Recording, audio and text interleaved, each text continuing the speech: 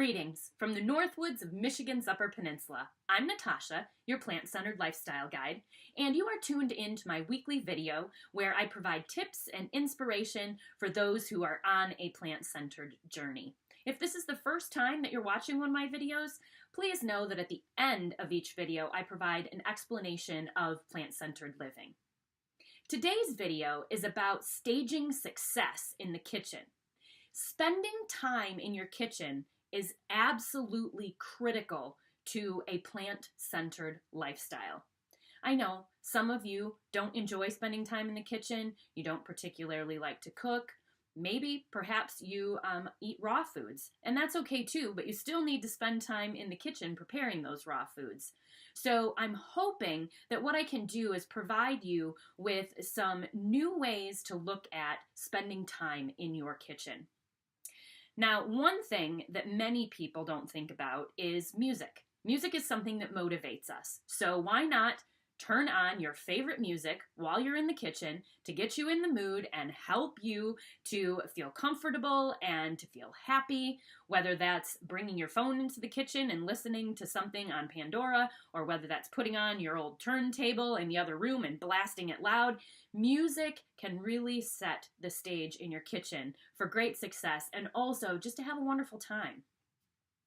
In addition, it is important that the space in your kitchen is welcoming and a place that you want to spend time.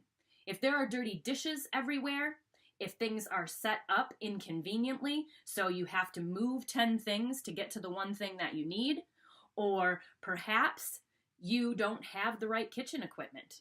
All of those things can be huge deterrents to spending time in the kitchen because all it does is frustrate you when you don't have the counter space to work, when you don't have the tools that you need. So it's important, very, very important, that over time you really set up your kitchen to be a place of success. And what I'm going to do is I'm going to share with you several things that I do in my kitchen that really help me to make it more fun and easier to be in the kitchen, and then I look forward to spending time there. So I do have them on my desk here, so I will just show you. So the first one has to do with food prep, and this right here is onions. So you can see here, if I can get it the right way, these were onions that I diced up, and then I froze them in this mason jar. And the reason that I chose a mason jar is because onions have a very strong odor. And if you don't want the other things in your freezer to smell like onions, then a glass jar is a great way to go. Now, I prep these onions ahead of time because that's one thing that I really don't like to do. So if I do a lot of them all at once and get that task out of the way, and then have them all diced up and ready to go, all I have to do is bring these out of the freezer and just break off a chunk to put in whatever I'm making, whatever dish I'm making. So this is something that really cuts down on time for me and also makes prepping onions, I guess, accessible. And something that I will do every once in a while if I do it in a big batch. Now, the next thing is spices. Now, I know that many people struggle with spices in their kitchen. It's how do you organize them? What's the best containers to put them in? Well, let me tell you, over time, I have had many different setups for spices in my kitchen, but I finally found the one that I absolutely love. So right here, and you can see, I don't know, I probably have them upside down. One of these is rosemary and one is cinnamon. And these are in mason jars. And I have a rack on the wall in my kitchen where these can actually set and they're facing out, so I can read what spices or herbs are in them. And the great part about this is, and yes, I am very organized, is that I can alphabetize the spices and herbs that I have. It makes it much quicker to find things when I need them. Additionally, with a large lid like this, you can simply take your tablespoon or your teaspoon and just scoop something out, rather than trying to figure out how to pour something into a tablespoon or a teaspoon. So again, it's these very little things that make a big difference in the kitchen when it comes to efficiency and also when it comes to ease of use. Now here's another trick that my mom and I have been doing lately, and that is, here is a jar of peanut butter. And for those of you who are eating natural peanut butter, which I hope is all of you, natural peanut butter, the oil floats to the top, and then you have the majority of the peanuts on the bottom. And I don't know about you, but I hear this all the time. I don't want to stir that peanut butter. It's such a problem. But we do want to eat that peanut butter because otherwise, if you have peanut butter that stays solid all the way through, generally speaking, it has hydrogenated oil, added sugars, added salt. So you really do want the natural one. But we don't want it to be a hardship for you to use the natural one. So here are 2 tricks that you can do. One, when you unscrew the lid and you go in there to stir it, go ahead and stir it. You know how there's that big clump that's always hard on the bottom? Yeah, you got to work through it and stir it. Once you get it completely stirred, you can flip this over on your shelf and it won't separate again throughout the life of this jar of peanut butter. So basically, you can just keep it this way and it won't separate.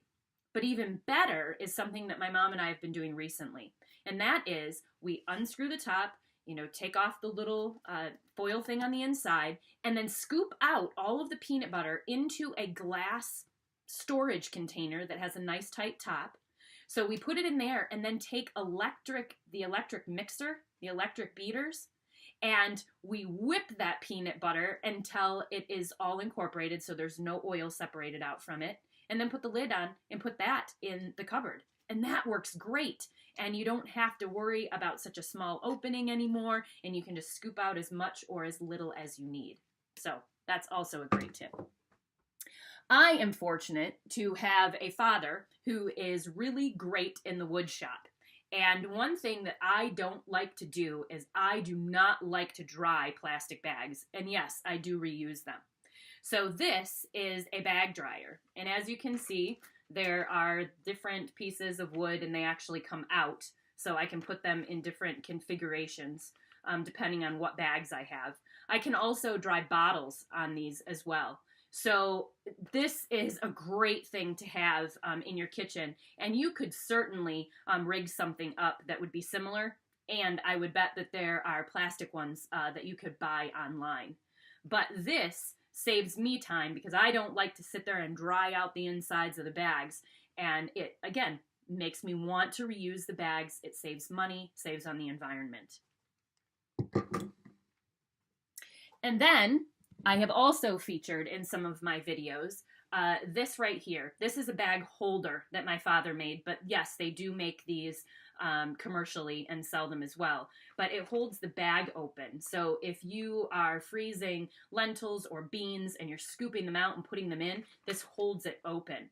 Or if you're freezing fruits or any kind of vegetables, or if you're just bagging them up to put them in the refrigerator, this is an excellent thing to have in your kitchen, especially if you don't have a significant other or a child or a roommate who can hold that bag open for you. Now, I also have this right here, and it may be backwards in the video, but what this is it says recipes from T's Kitchen. And on the bottom it says, cooking and eating are conscious acts that speak volumes about who we are and what we value. This is a book that I put together for me and also for my mom and sisters.